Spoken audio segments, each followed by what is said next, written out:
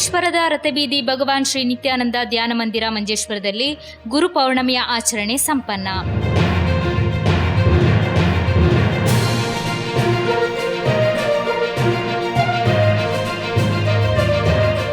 ಭಗವಾನ್ ಶ್ರೀ ನಿತ್ಯಾನಂದ ಧ್ಯಾನ ಮಂದಿರ ರಥಬೀದಿ ಮಂಜೇಶ್ವರದಲ್ಲಿ 10/7/2025 ಗುರುವಾರದಂದು ಗುರು ಪೌರ್ಣಮಿಯ ಆಚರಣೆಯನ್ನು ಶ್ರದ್ಧಾ ಭಕ್ತಿಯಿಂದ ಆಚರಿಸಲಾಯಿತು.